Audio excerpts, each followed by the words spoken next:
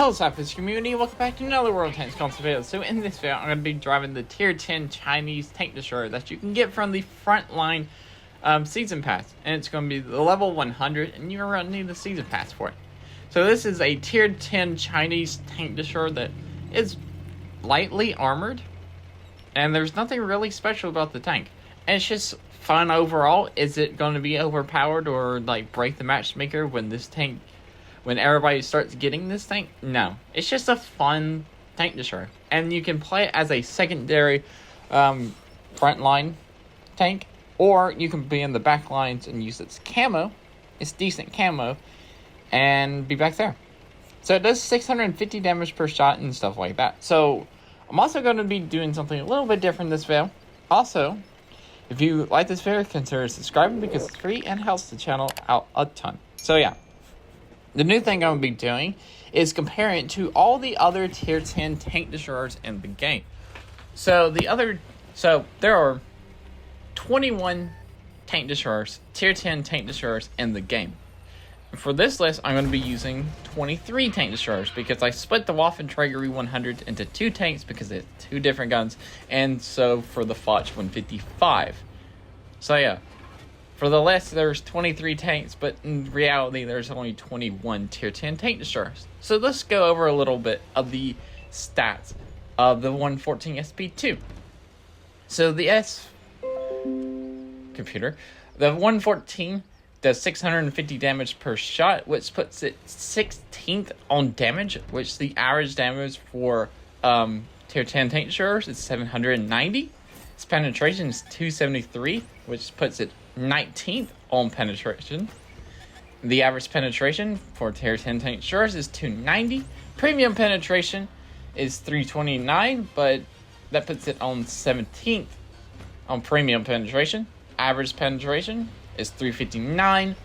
Gun depression is actually above average at 7 degrees of gun depression. The average is 6.6 degrees, which puts it a 7th on gun depression. View range is basically average at 390 view range, which also puts it first, but tied with 15 other tanks that have 390 view range. Its camo is 348 meters while sitting still, but puts it 16th on camo. The average is 373, which is a little bit lower than the average camo. Its DPM is 2,672, which puts that 12th on DPM. The average is 2,723. Its reload is 14.6 seconds, which puts it 4th on reload. The average reload is 23.7. Aim time is 2.3. It puts it 6th, but tied with 3 other tanks. The average aim time is 2.4 seconds.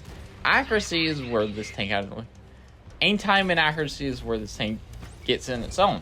Accuracy is 0.32, which is really good.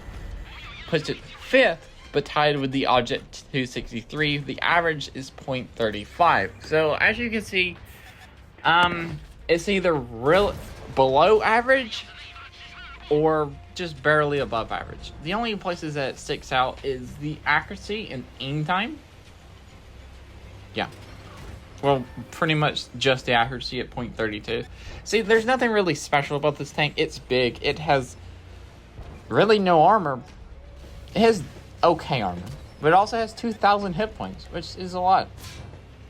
And I just bounced a shot. And that's a TVP 5051. But overall, this is just a fun tank. And this is the highest damage I did in this tank. I set the tank up as concealment and survivability. So basically, I put the Born Leader, Rapid Loading, Sixth Sense, Situational Awareness, Armor Angling, Steady Eye, Camouflage Expertise, Muffle Shot, and Dead Eye on this tank. For my equipment, I use Optics, Concealment, and the Advanced Loader with the Enhanced Target Info. So basically, I boosted the camo, the view range, and the rate of fire of this tank. Accuracy didn't really get buffed because it has really good accuracy anyway at 0.32. And yeah.